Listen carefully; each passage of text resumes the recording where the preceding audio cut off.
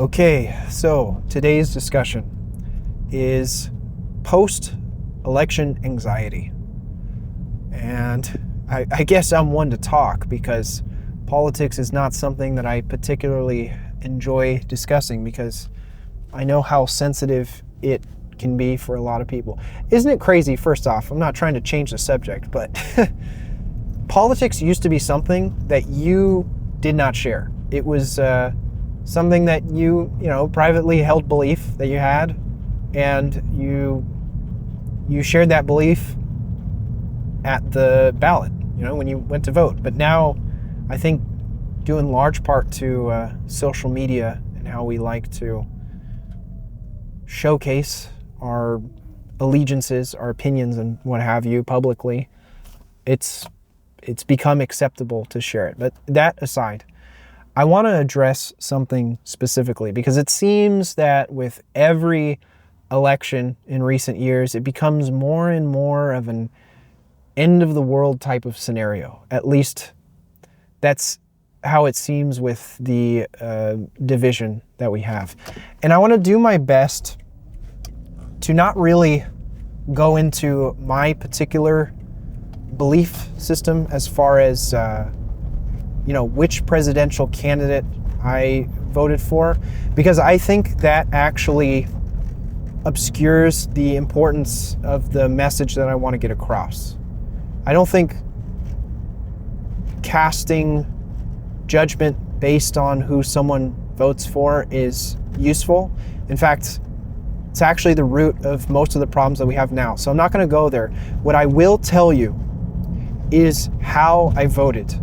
And I'm going to use the examples of the people, and then I'll get to the actual topic of the video, don't worry. I'm going to use the examples of the people who I didn't really know. So obviously, in the presidential election, there is no shortage of coverage of the people you get to choose, right? But ironically, they typically have less of an effect on your day-to-day life than all the other people you get to vote for. It depends on the position, of course, but your local officials are the ones you really want to pay attention to. And of course, I don't know so much about those guys.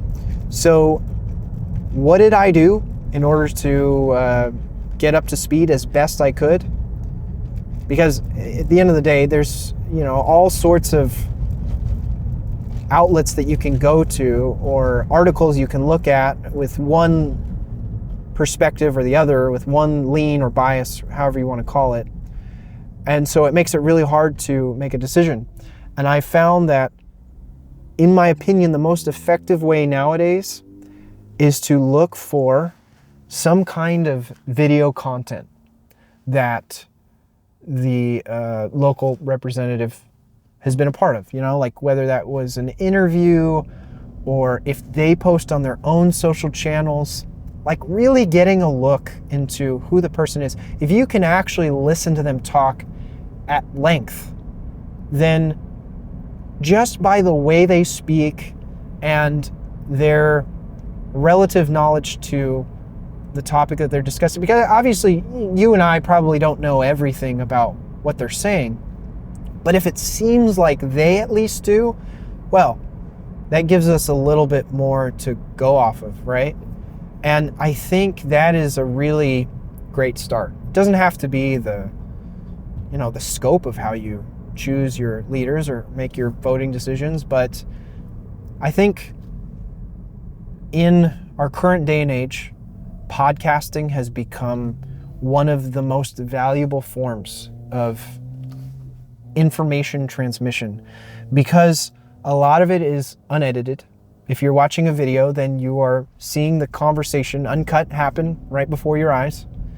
And you get a different insight into that person's character as opposed to trying to get the summarized version on a platform like Twitter or X, whatever you want to call it. It's difficult to take the sound bites of someone's personality and really get a strong gauge of them. I'm trying to think of a good example. So for the longest time, I was a big fan of Jordan Peterson, right? Because he posted content that was about how to get yourself sorted out, right? You may have heard of him before. He's the guy who says, like, make sure you make your bed, or here are 12 rules for life, rules for being kind to others and ultimately being kind to yourself. And I thought a lot of that was useful, right? You listen to him talk. He's lectured at, what was it? I think at a university in Toronto. It just goes to show how deep my knowledge is. But I found him to be very useful when I listened to his work. But, my mom and some close friends of mine have read some of the things that he's tweeted out or posted on X, and it seems a little deranged when you look at it from that scope. Completely different from the experience that I've had listening. And that's not to say that you should take one or the other. In fact, I would say that I've probably changed my tune a little bit because of the types of things that he's decided to share, but it doesn't change the fact that the information he gave prior is useful. And it doesn't mean that I won't listen to an interview or a lecture now and you find a lot of use out of it. It all comes down to really it's so hard to emphasize this, but people think that voting for a president or a local official comes down to basically going along with your sports team. Is your family blue? Have they always been Democratic? Well, that's how I'm voting, right? Or vice versa. That, hardlining to one ideology is the way to go. And, I'll get that rant out of the way. What I'm saying is you shouldn't do that. It really comes down to your decision. Your individual perspective is what's important here. And by doing research, listening to what you already agree with and listening to the opposing side, even if it's the extreme opposing side, listening to that and then listening to bits and pieces in the middle. It's a lot of work, and I know we all have busy lives.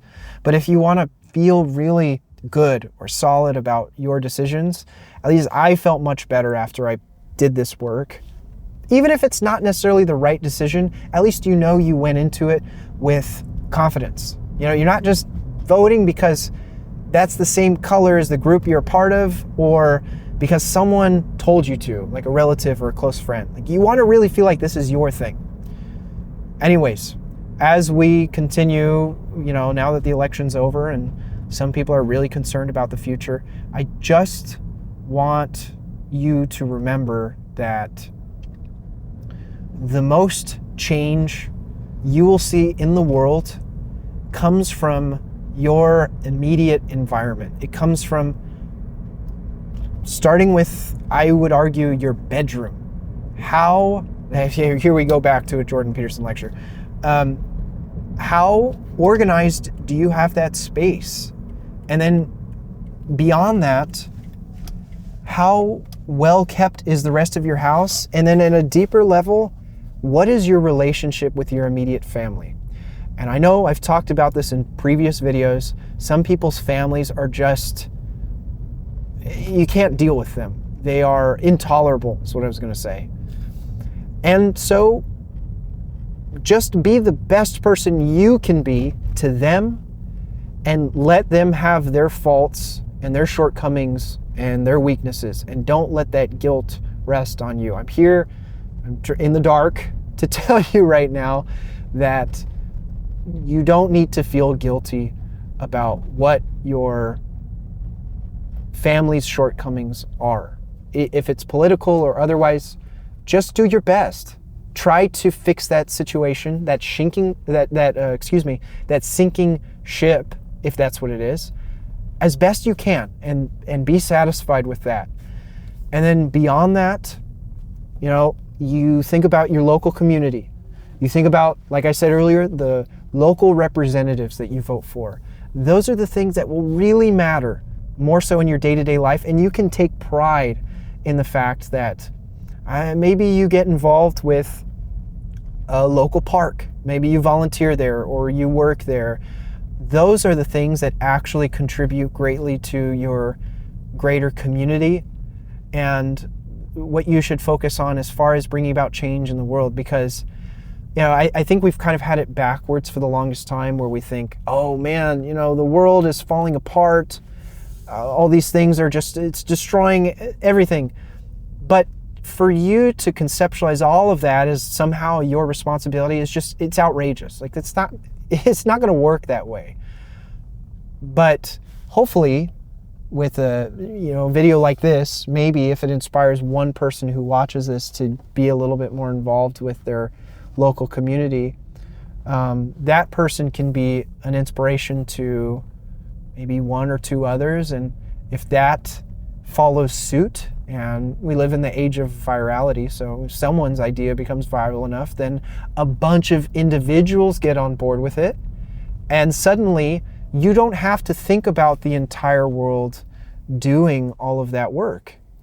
You think about what you do and all the individuals that are now taking it upon themselves. Because think about your immediate workplace. If you work on a team, or maybe if you're in school, you're working on a project with a bunch of other people, it's not about you necessarily doing everything. I know in school, like high school, sometimes that's what it comes down to, but in a proper working squad, imagine 4 or 5 people, they all have unique skills and expertises, is that a word, that they all focus on. They're doing individual jobs. So all I'm saying is, do your individual job. Don't worry about everything else, because that is what makes everything overwhelming, and that's what makes us throw up our hands and want to throw in the towel, because it doesn't seem like we can do it.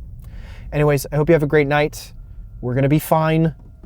No matter what president we have, as long as the system does its job, that's all that matters.